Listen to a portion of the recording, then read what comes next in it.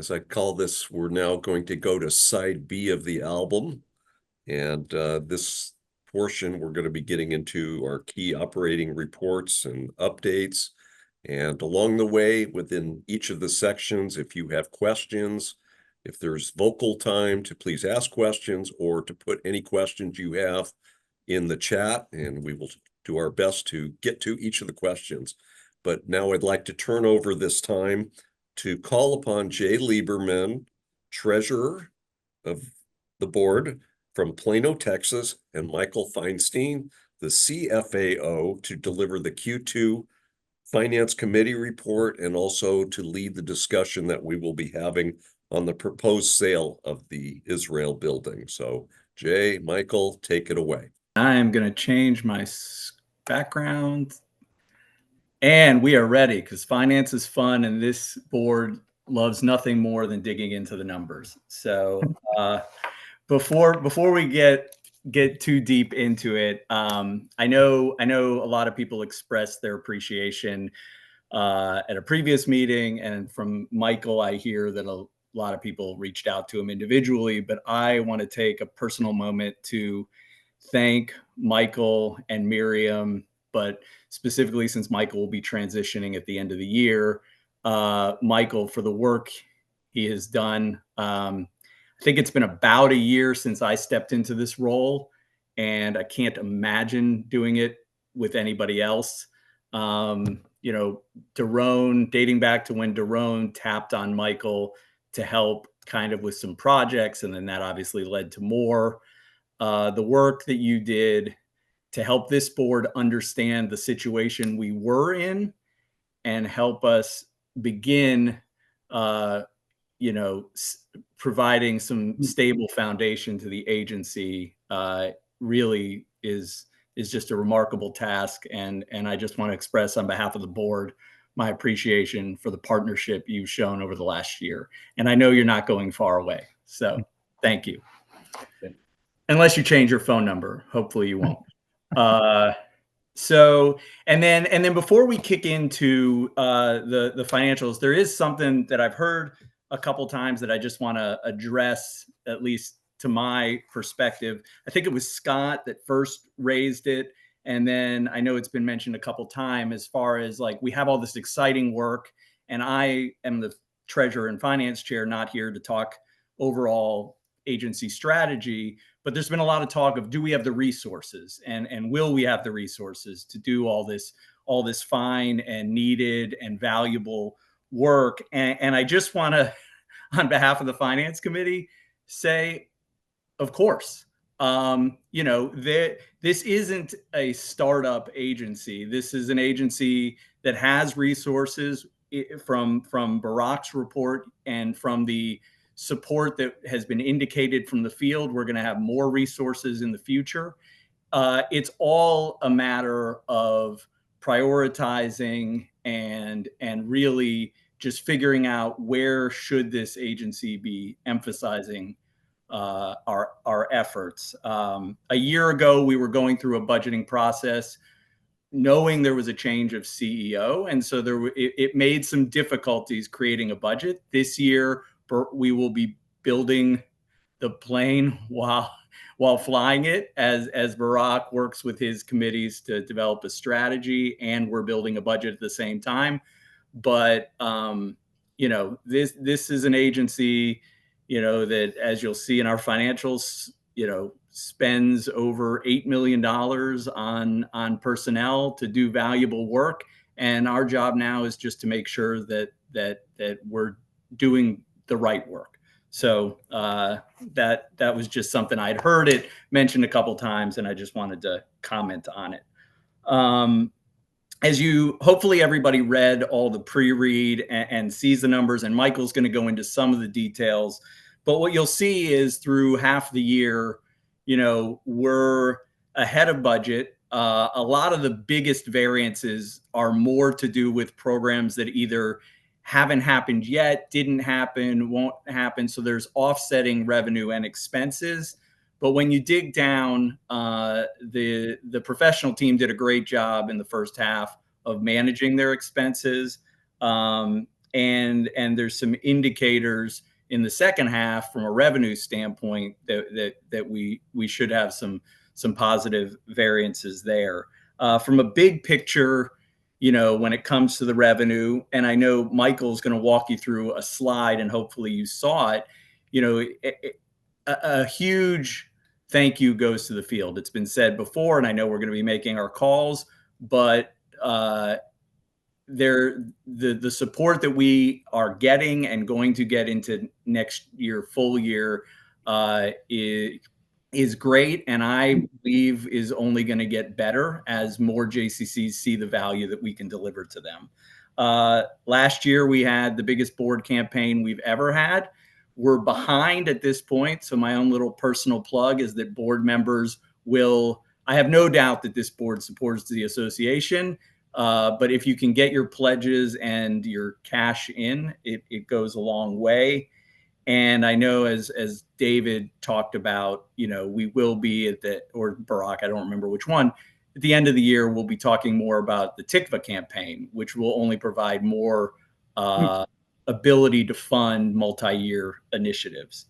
So without further ado, I want to hand it over to Michael to walk us through the financials through the first half of the year.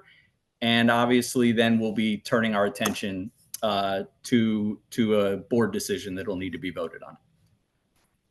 Thank you, Jay. I'm trying to reconcile David saying we're on side B and Jay saying finance is fun. So we'll see which one comes out. So let me start.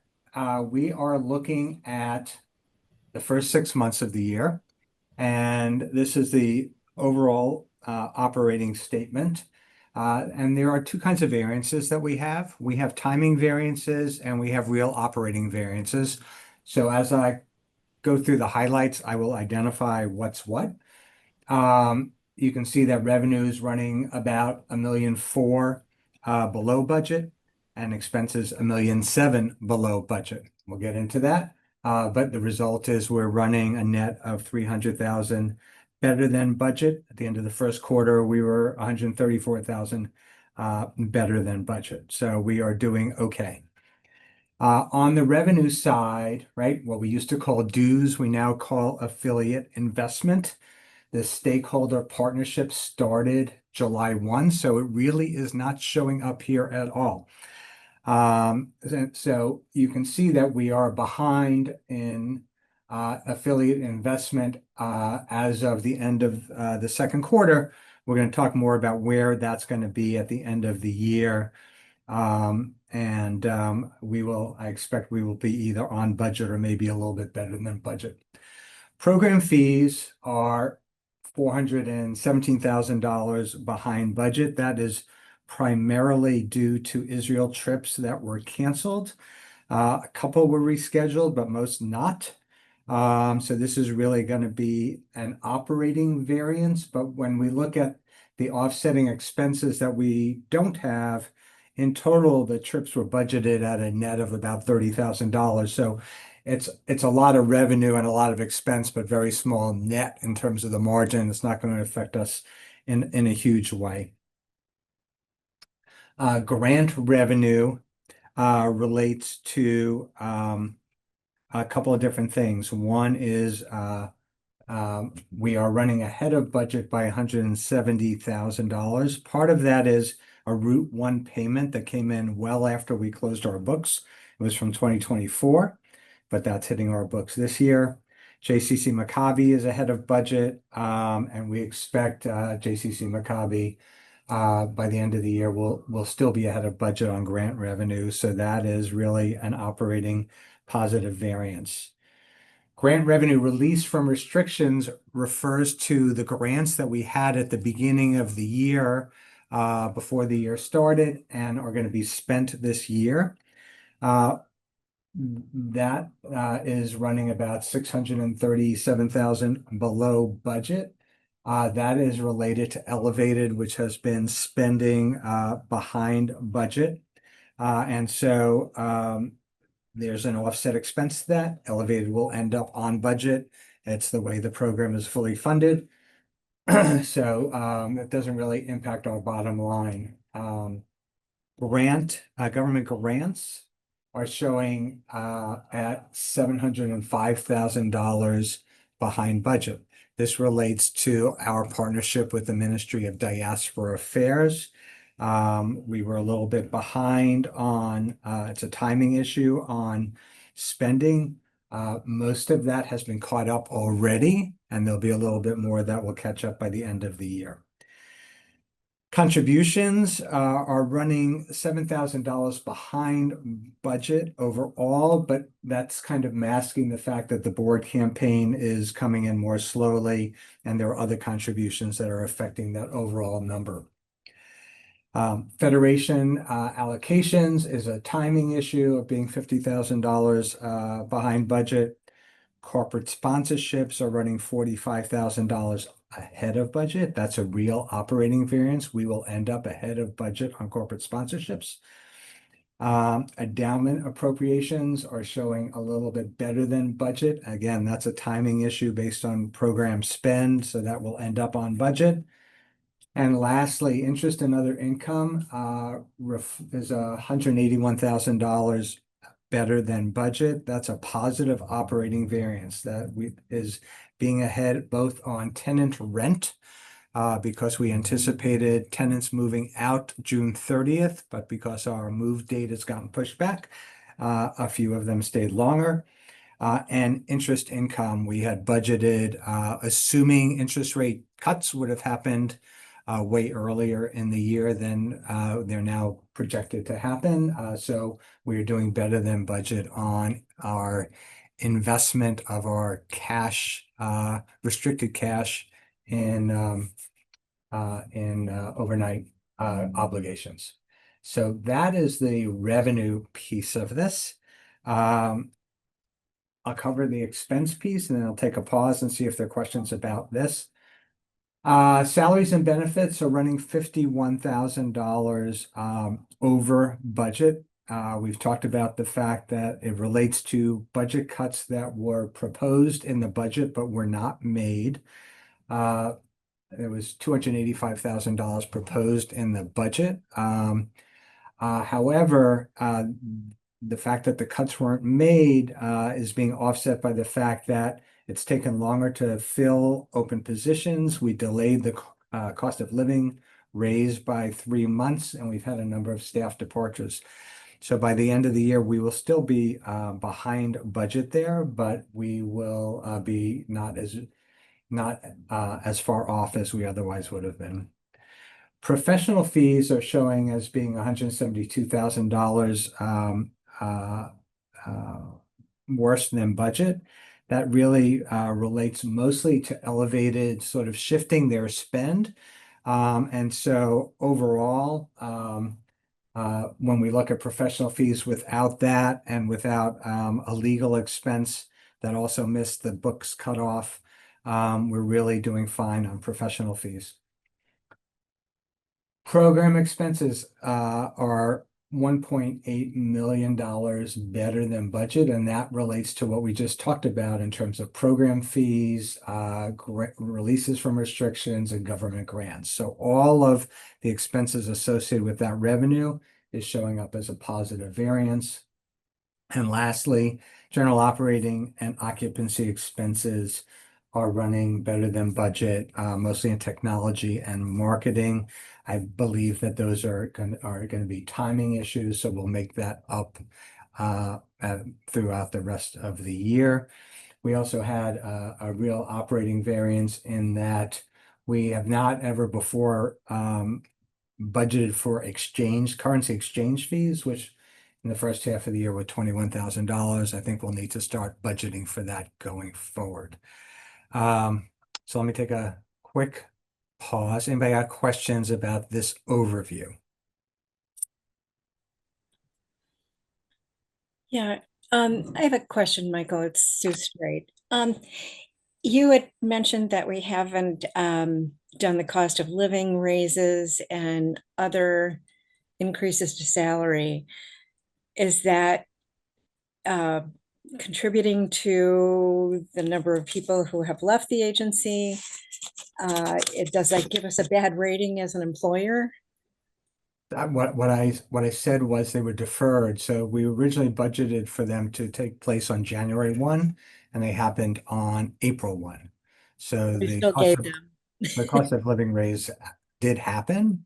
Some of the staff departures were early in the year. I don't know that they were really related to compensation at that point. And nor do I think that these departures we had even after we did the raises were related to that 3% increase.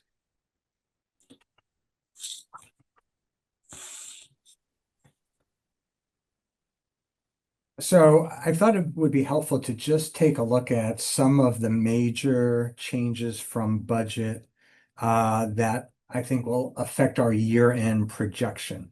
Some of these obviously will still vary because we still have 4 months left in the year. So the stakeholder, if we look on the revenue side, stakeholder investment, we budgeted 3.6 million. Right now, based on the JCCs and camps that are in, we're looking at about $12,000 less than that. We are still talking to a few JCCs and camps that we think will come in. So I do believe that we will hit our number. Rental income I mentioned before, so that totaled almost $41,000. So that's basically a locked-in change, isn't going to get better. Interest income we talked about, and that's totaled 100. I'm projecting it'll be about $108,000 better than budget. Through June, we were 165. Was our actual that we were doing better. And I don't think we're going to double that, but I think we will still end up better than where we are right now. And on JCC Maccabi, while the registration reconciliation is happening, we do expect that the net for JCC Maccabi between increases in grant revenue and decreases in expenses will end up significantly better than the budget. On the expense side, we originally budgeted to move in as of July 1. We're now looking at December, so there's 1 month of expense, rent expense we're looking at this year. So that change, positive 234,000 is going to be a real change. Payroll, I'm imagining is going to be about $109,000 worse than budget. So part of that is the staff departures offsetting the budget cuts that weren't made. And then part of it is assuming that we're going to hire a new CFO and in enough time to overlap for a couple of months with me. So that overall is about $109,000 that is going to be worse than budget.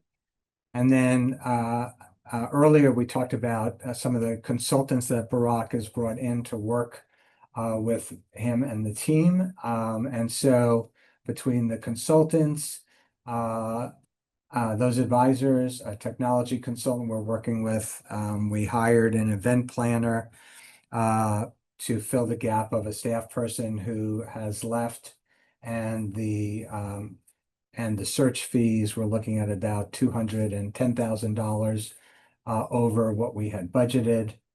And lastly, there were 2 contracts that we were expecting to get out of that we weren't fully able to get out of. And so that's about $42,000.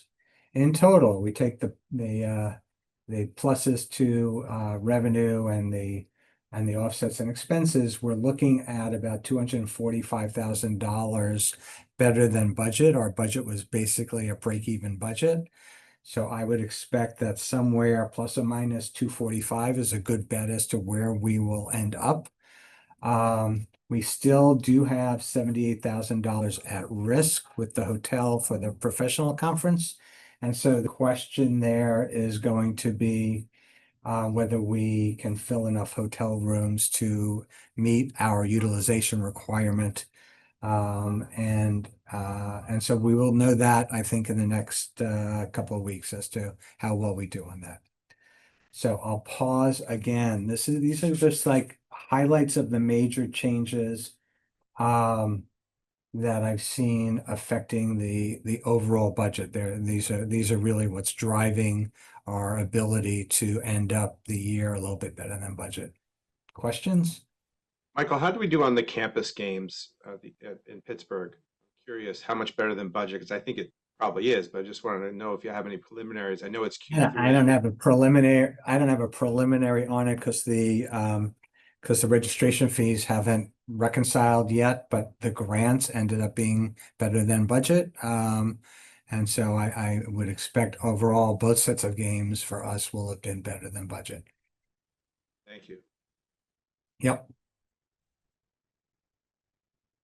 So take a step back. We've been showing the different departments and how they're doing. I kind of covered a lot of what these results were in the overview, so I'll just highlight a couple of other things. Here you can see where JCC Maccabi is doing significantly better than budget through the first half of the year. Again, some of that is timing, but most of that is related to grants being better and expenses being lower. In the talent area, we're running $94,000 better than budget, and that is primarily related to Mifgosh, which was budgeted for a significant deficit, but ended up with a slight surplus as a result of changing the model from being in a hotel to being at the JCC in Baltimore. And the Mandel Center for Jewish Education is running right now a little bit better than budget. That's just a timing issue and mostly related to the pair fellowship. And so I expect that will be on budget by the end of the year. Just holler if somebody has a question on any of the departments. JWB is running here better than budget, but this is a timing issue and will end up being on budget by the end of the year. Elevated, we talked about. What we're showing here is the $75,000, which we get to cover overhead for the whole year. It's $150,000. And we talked about the two big changes in the Center for Israel engagement being trips that were canceled, as well as being a little behind on the Mitabrim program. And so at the end of the day, we will catch up on Mitabrim, and the trips will have somewhere between $20,000 and $25,000 hit on our budget. Michael, this is Rita. Can I ask? You can answer this whenever you want. I'm not sure when Sure. is appropriate. I'm trying to get a sense of how we are doing with our new stakeholder model. I'm going to go over that in 2 minutes. Okay, thank you so much. Yep. Ruth, you had a question? I do, thank you. Just about the, can't tell what page it is, but the JWB page with Elevated Center for Israel Engagement. I'm just curious about that variance number. Maybe it's on JWB. On JWB. I mean, if it's so doing better than budget, so the variance is the spend on the conference, the training conference that they had was about $60,000 less than budget, but because it's grant funded, those funds are still going to have to get spent. They're just going to get repurposed as to how they're spent. We can't drop it to the bottom line.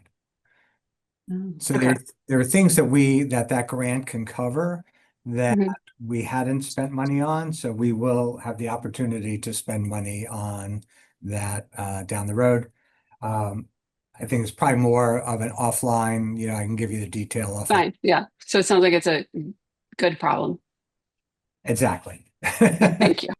Yep. Thank you. Okay, so here's where we see in the development department that while we were looking at seeing contributions overall being on budget, here you can see that we're behind budget on, this is basically the board campaign for the most part, and the timing issue. So that and the federation allocations are the timing issue there. We're running better there on salaries and benefits because of the delay and how long it took us to hire the right person who just recently started. In the management bucket, which now includes marketing, what was the experience department, and finance and admin, you'll see that there's contributions of $92,000 that relates to funding that we received to help support the transition of Barack on board. And the expense that that's covering is showing up in the negative variance on professional fees. And you'll also see here where salaries and benefits are running $93,000 worse than budget, and that's where all of the staff cuts that were budgeted were just parked in management because there hadn't been any decisions as to which positions were going to be reduced. So the variance is showing all up in management. So those are two main things that we're seeing in the management department. Touch on the balance sheet a little bit. Three numbers I wanted to just point out. One is you can see that unrestricted cash of $818,000 is down $240,000 from January. That relates to the outlay we had for furniture and equipment for the new space that would be reimbursed by the landlord. So at that time, we had spent the money. Since June 30th, the funds have been repaid. It's also what was driving accounts receivable being significantly higher because we had spent the money and invoiced the landlord. So that's a good part of that difference. The other part of accounts receivable being significantly higher than a year ago is we had invoiced MODA for $509,000, and that had not come in yet, but that has also since been paid. What I'll just say is from a cash perspective, like we are doing okay from an income statement perspective. From a cash perspective, where we are still, very much week to week, month to month to sort of juggle our cash.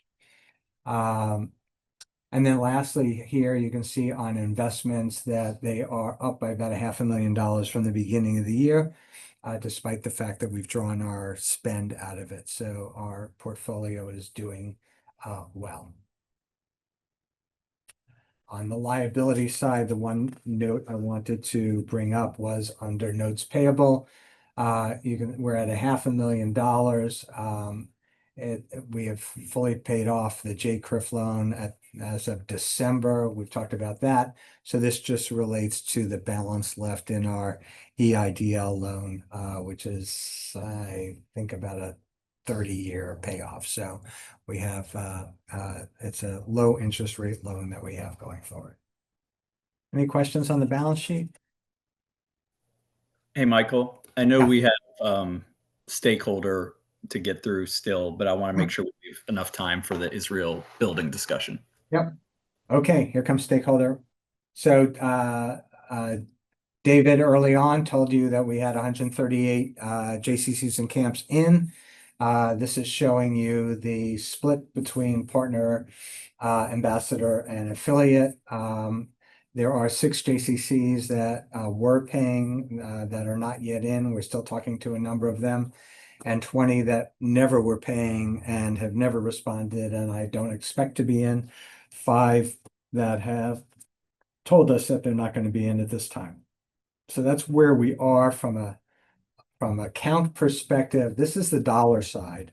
So I think this is what Ria was asking.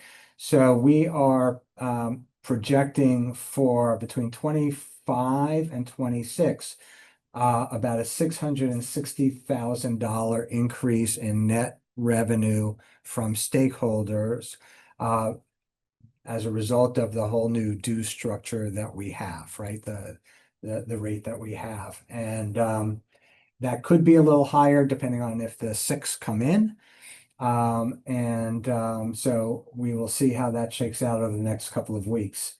And so you can see here that for 2025, we do think as a result of the second 6 months, we will be on budget or better.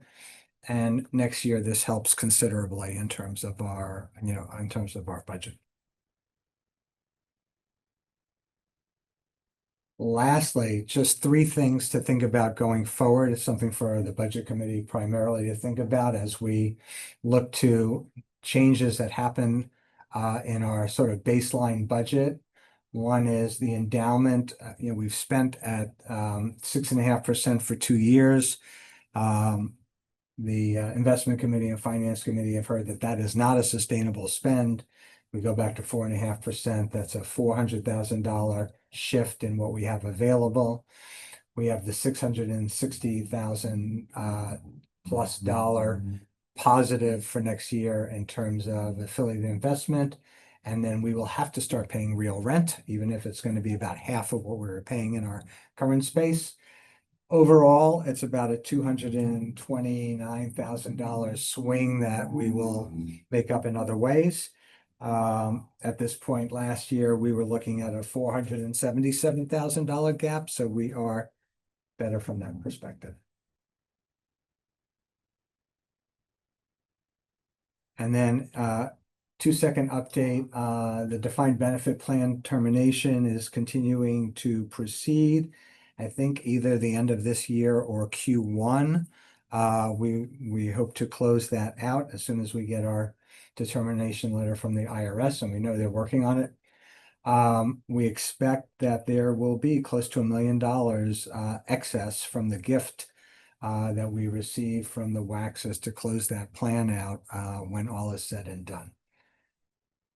And on the renovation of our 12th floor space, the excess above what the landlord will pay for renovations is going to be about $275,000 to $300,000, and that is something that we have talked about coming from the TICFA campaign, which I think we will hear more about in a little bit. Okay, Jay, you ready? Sure. Yeah. So again, I hope everybody took the time. We put in the board packet. We think most of the relevant information that you would need. From the finance committee's perspective, we're giving our recommendation. I'll leave it to Barack, David, Lisi, any of them to talk on a more strategic level. But big picture, I did want to just kind of point out, because I've had a couple people text me questions or ask me stuff. And if you read the pre-read, one thing that kept coming up is, well, why are we looking to do this now? Is it in response to things going on in Israel? Is it in response to our financial situation or anything like that? And the not to be flippant about it, but the short answer is no. This is something that was actually brought to our attention, to the board, to the leadership's attention back in early, spring of 2023 from Leah.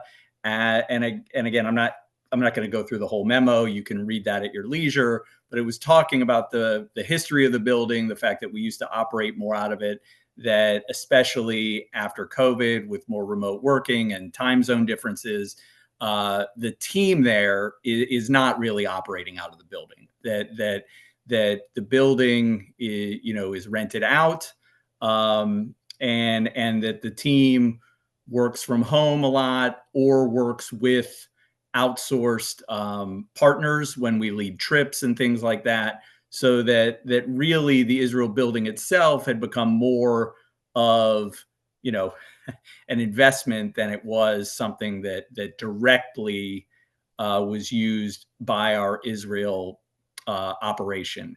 And the other thing that Leah brings up in the report is just the fact that because of the age of the building, there is the risk, not just of managing it in general, but that from a deferred maintenance standpoint, there would be some financial risks. So there's a timeline in the packet, but basically that's when Jerome tapped Michael, later that year, or in 2024, tapped Michael to begin looking at, well, what would it take if are we even able to sell the building? What's the ownership situation? And so Michael, I'll let him chime in on kind of the process.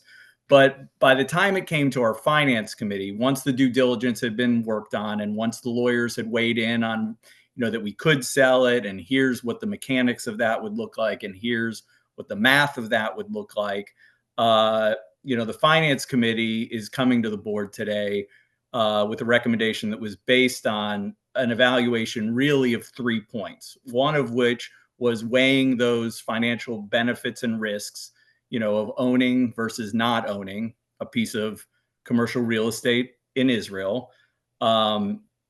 If we were to sell, what would be the minimum recommended value to which we would recommend that would be worthwhile? And then third, what would we recommend happen with those funds? So we had a meeting about a week ago, and it was a great discussion, between the committee. And I want to start just by saying, and I know our purview is really finance, but one thing that was very important to the finance committee as representative of this board and members of this board is stating unequivocally, and we did it to Leah on that call, and I'll say it again here, that any decision on a piece of property, a piece of commercial real estate, is not indicative. And you heard it earlier as Leah gave her what I have to think was an emotional presentation. It has nothing to do with our commitment to Israel, to the movement's connection with Israel. It's just a decision of whether or not we think this agency is best served by owning and operating a piece of commercial real estate. So Leah took some time, to reiterate some things in the memo, answer a little bit of questions about that. And after a lot of discussion, the basic findings of the committee were that, we didn't think it made sense for the association necessarily to be a landlord in Israel if we could meet certain financial goals. But we thought that doing so, we would want to make sure that we were doing it in a responsible way, and that we did it in a way where we were clear about our intention and everything I just said about our commitment to Israel. And finally, Barak's talked about that he's in the process right now of some business building and strategic planning and things like that. We thought it was important that these funds, if we hit a certain level of funding, that the funds be earmarked not just into operating, that they be board restricted in a way that would allow the board, once we have a more fully formed vision of what the strategic plan is for JCCA, that we can dedicate these funds in a way that supports those visions, including our commitment to Israel, and maybe even especially, but is done so in a way that isn't just trying to fill a cash flow gap or anything like that. Those were kind of my big takeaways on the deliberations from the finance committee, kind of what we took out of, all the materials we did. I will let Michael chime in on A, the process, and then B, walk through some of the math, because the board in our recommendation does specify a certain amount that we think it would need to be able to be sold for us to move forward, and so on and so forth. But I'll let Michael, since he was the one that worked most directly with the attorneys and the appraisers and everything like that. Great. Thank you, Jay.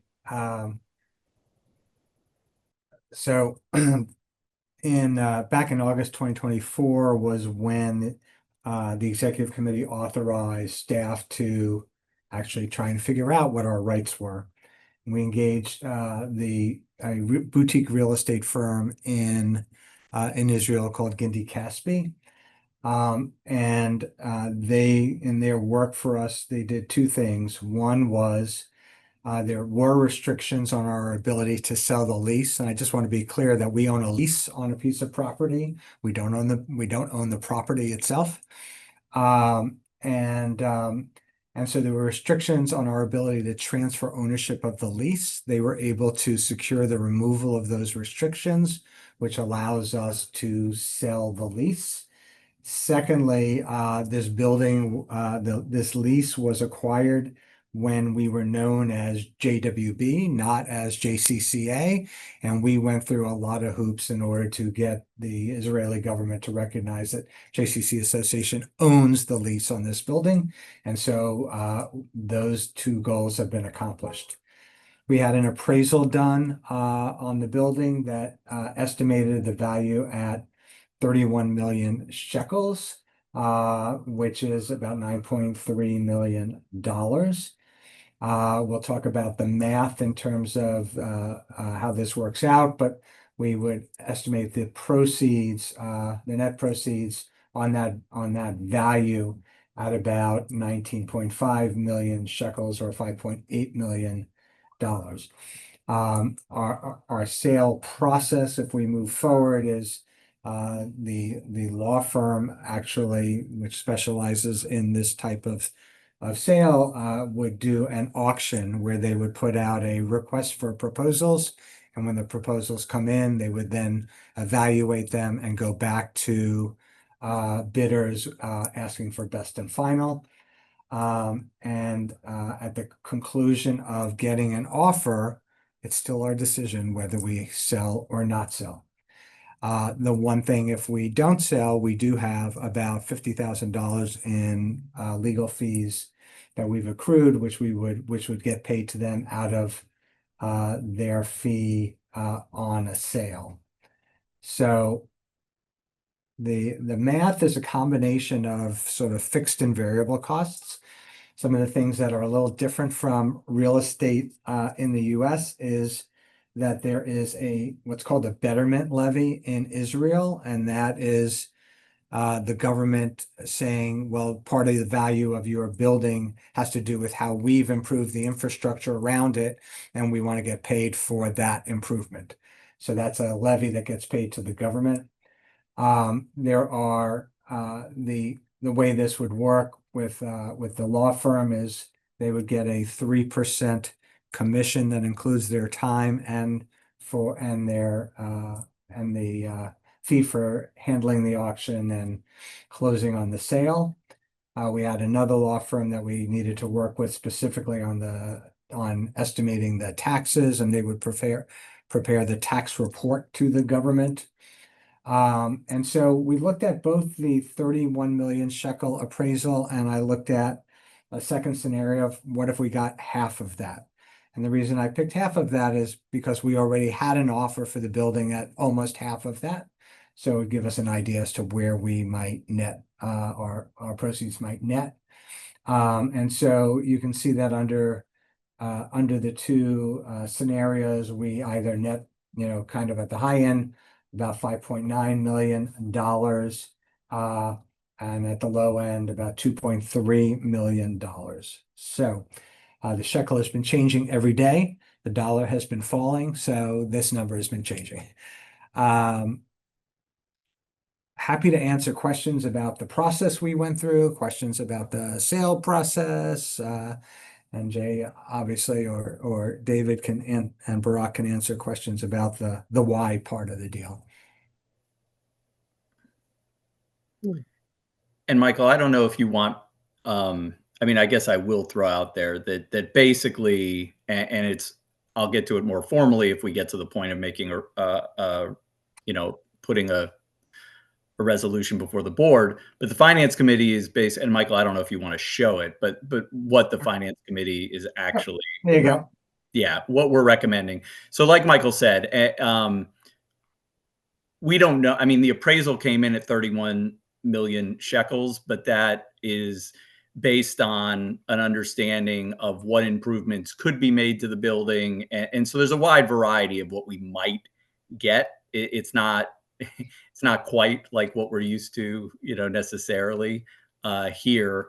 But the board thought that at that 15 million shekel, half the appraised value, which is which is 4.5 million. And then by the time you pay the betterment and the capital gains and all that, nets the agency, a little over $2.25 million.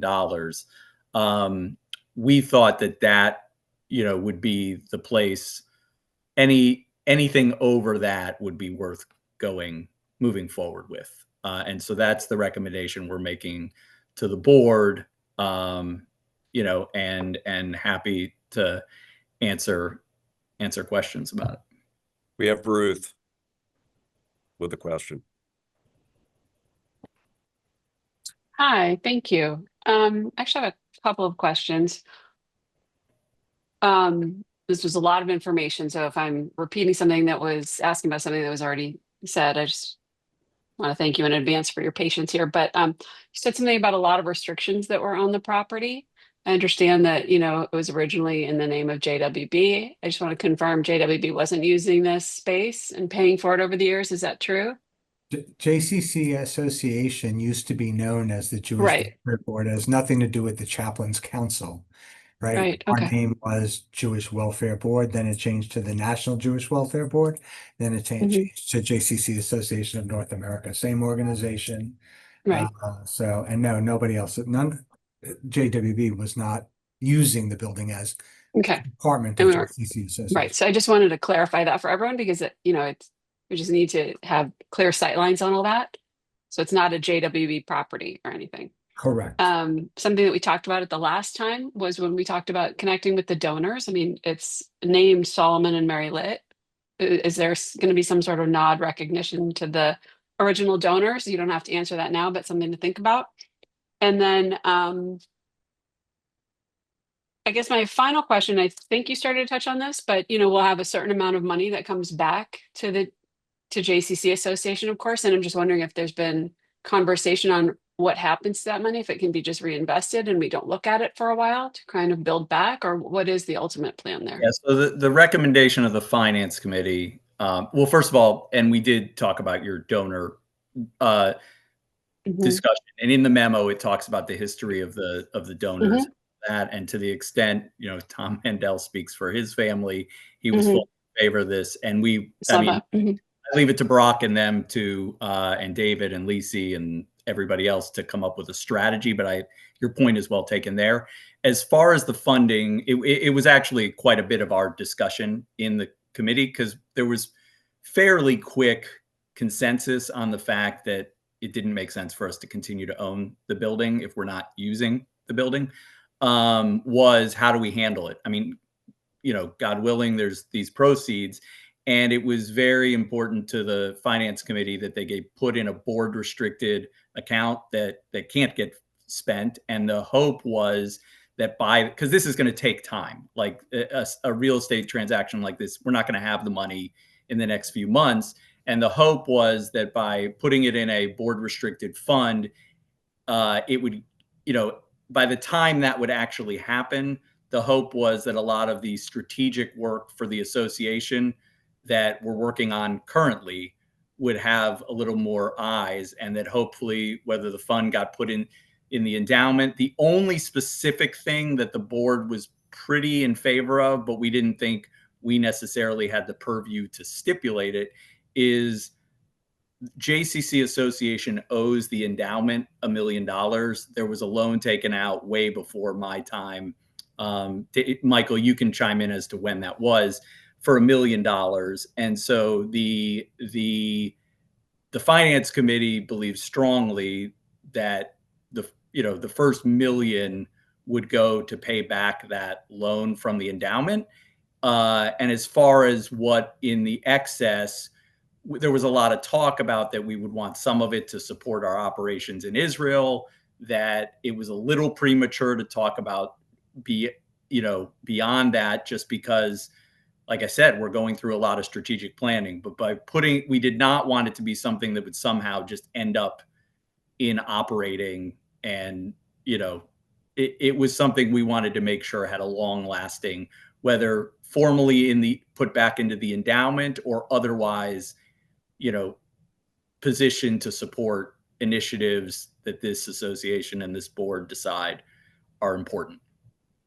Does that answer? That was a lot of words. I don't know if it answered. Well, it sounds like everyone's thinking about it. So that is good. And I would assume it would become a board vote. Yes. I mean, that was our point, is that, if we pass this motion and there are proceeds, it will get put into a board restricted fund that can only get spent via approval from the board. Michael, did I say that right? correct. Linda Russum. Can we take you off mute?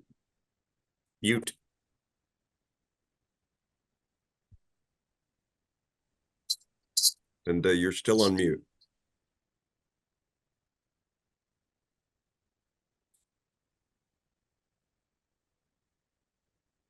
We'll come back to you. There you go. You're off. Okay, sorry, I'm doing this lying down. Has there been any discussion about renting office space for the Israeli team, or any discussion about the value of having an Israeli address on our letterhead? Leah talked about the fact that with the time zone difference and with the work they actually do, that the idea of going back to working at an office is not not currently realistic with the team. Having office space for the work that the team is doing is not something that's necessary. We did talk in the committee meeting about, and again, this is probably a bigger picture, Barak and David and whatever discussion, but having some sort of physical presence, whether it's partnering with agencies there that have a physical presence, that having a home base of some kind could be a good idea, but that it didn't necessarily necessitate us owning a building. And having an Israeli address on our letterhead was of no value? No, I'm not saying, I didn't say that. It wasn't something that came up in the finance committee meeting. Okay. Thank you. Any other questions? Yeah, I have one. First off, I'm hopeful that $4.5 million is just for this document. I mean, we wouldn't want anyone understanding in the outside world that we've approved a sale at somewhere over a very low price, because that's not optimal, obviously. But also that the tax situation, my understanding is that you can make the case for ways the building was used that make it potentially not subject to the full capital gains tax. I don't know. This is the nonprofit rate that our attorneys went through the analysis on. So it's lower than what the rate would be if we were a for-profit. Okay, thank you. Yep. I have a question. I'm just wondering, you gave the rationale for the price, and I understand that the appraisal may be high, but my experience of real estate, and it may be different in Israel, especially with what's going on there now, is, you start at a price and you often don't go up from that price, you go down. Yeah, so let me clarify. The reason we put the price in the resolution had nothing to, it's not a starting price. It's not meant to be anything like that. What we want to be able to do is, if we're going to move forward and have the attorney open things up for auction, we wanted to be able to give the professional team, because this board is not having another business meeting until January, and then we don't regularly meet. we don't want to be in a position where we had to come back to the board. If we got a final price, let's say it's somewhere between 15 and 30 million, and it's 26 million or 38 million or whatever. We were proposing that we give the professional team a floor that it's like, we don't authorize you to take anything below this, but if there is an offer above a certain threshold, we want you guys moving forward. It's not like we're starting the bidding or anything like that at this price. It was just supposed to make the job of the professional team easier without having to come back to the board because if we're going to go through the process of all of this, we want them to be able to, execute on something. That was the only reason. Can I jump in for a second, Jay? Yeah. Jay, I should have thought about this the last 72 hours, so I apologize. I would like to I just want it to be understood, but it might need to be in the motion, that the board authorizes management with approval of the finance committee. It's not like Michael and I are just going to go cut a deal, that whatever we figure out, Michael will speak with me. Obviously, Jay, we're going to work with the finance committee. So maybe something like board authorizes management with approval by the finance committee to proceed. You know what I mean? I just want to make sure that in the motion, it's official, that management's not going to go off and do this completely on their own without speaking to you, David, and all the other powers to be.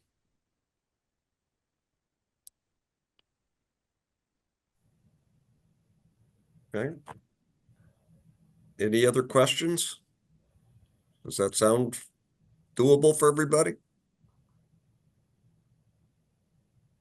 Yeah, David, I've got a question. It's Gary Mikowski. Yes, Gary.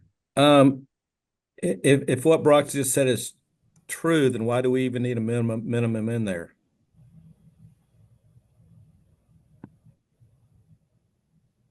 So I guess if we're going to go down that route, and I will say on behalf of the finance committee, if we're going to go down that route and we're going to remove the minimum, I do want to have, we're the finance committee, and just like with the lease, like the board comes to the finance committee, or the professional team comes to the finance committee with something they want us to evaluate. And we're more than happy to do that work. I don't want to insert the finance. I would want there to be an understanding from the board of,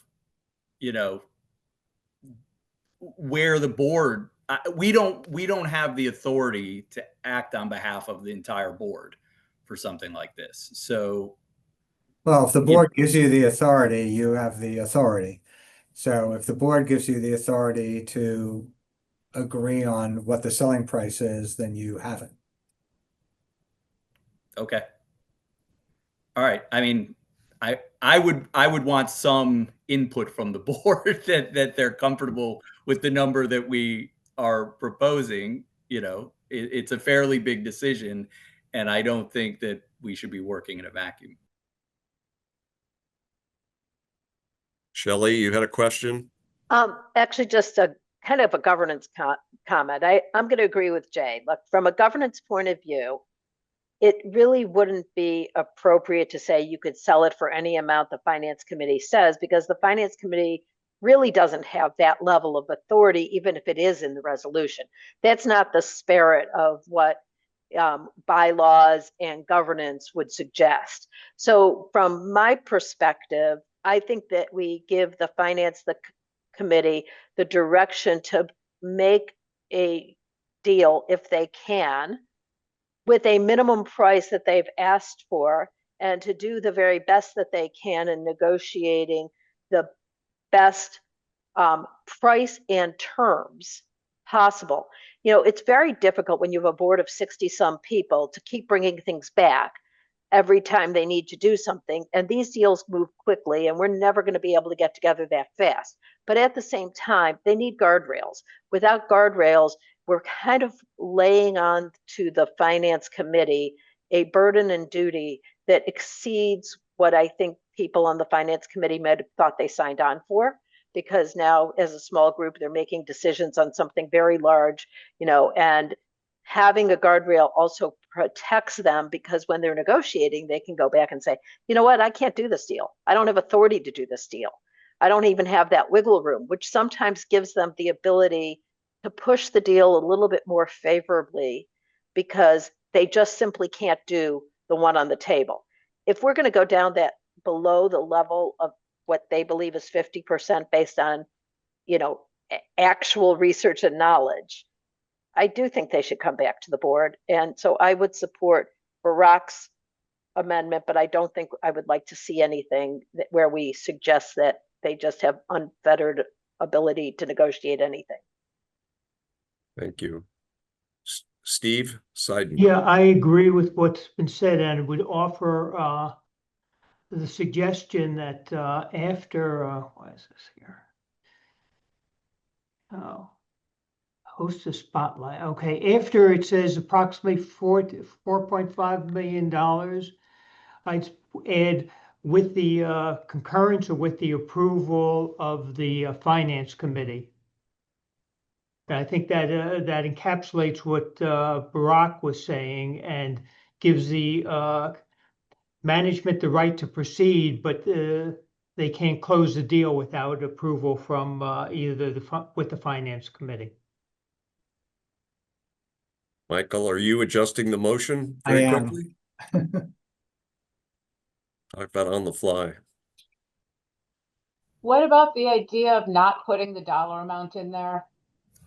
I think that especially if we're going to have another, if we want to make it contingent on, even if it's just an email board approval, that's one thing. But I get a little weird with putting this in writing, just because I don't think we want anyone either thinking we're underachievers or looking at it as an offering price. I would suggest, Phyllis, it's not unusual when you go into a real estate deal like this to say what your minimum is. And this isn't going back to the board, my understanding. It's just going management and the Finance Committee. And this gives Jay and the committee guidance as to we won't go below the 4.5 or the 15 million shekel level. So it covers their bases. One additional point I would make is I think that if it's an auction, it's a little less risky. I don't think anybody should be talking about minimum numbers unless and until the entity that's going to manage the auction says that that's the way they would want to handle it. Perhaps we need to consult with them. And then if we're going to leave a dollar amount in, perhaps it should say approximately 4.5 million and with approval of the Finance Committee, because that may get to the issue that I think Phyllis may have raised about the terms. You could get to the number that seems acceptable and is above the minimum, but it may have terms that the committee is uncomfortable with. And it seems like we would want to have a little bit of flexibility built in to not be bound simply by the dollar amount that comes in as an offer.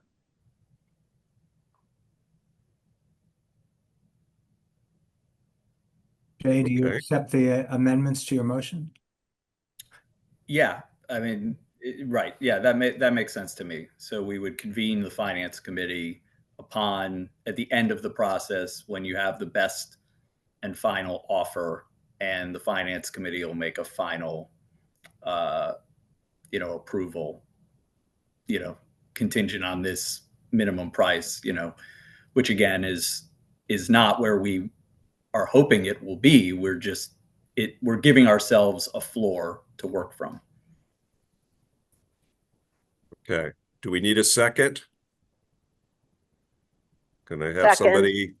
Who was that? Who second? Shelley. Thank you, Shelley. All those in favor, indicate by a hand or whatever.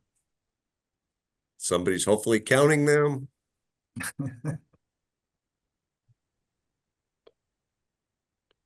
Okay, thank you for that. Keep your hands up for one more second.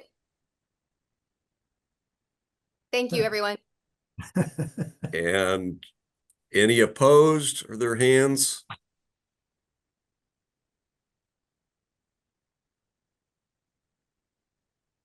We got all that? Any abstentions?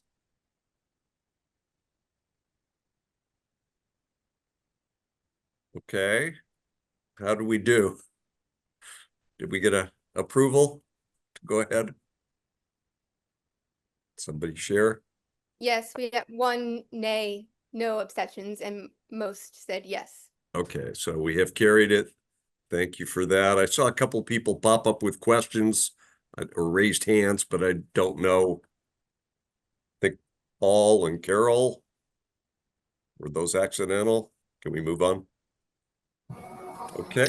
I was trying to abstain. I'm not sure that from a governance standpoint and from a legal standpoint that the finance committee can approve. I think we can recommend the staff, but I'm not sure we have the authority legally to make that approval. I want to I just want to recognize that I am in favor of moving this process forward in conjunction with the finance committee's involvement. I don't want to hold it up, but I also don't want to take undue. I don't want to take on any undue risk or do anything that's not in conjunction with our bylaws. All right, we'll do it in the right way. Thank you. Trust the process, folks. All right, I want to thank Michael, Jay. We got there, so thank you for that, and we'll move it forward.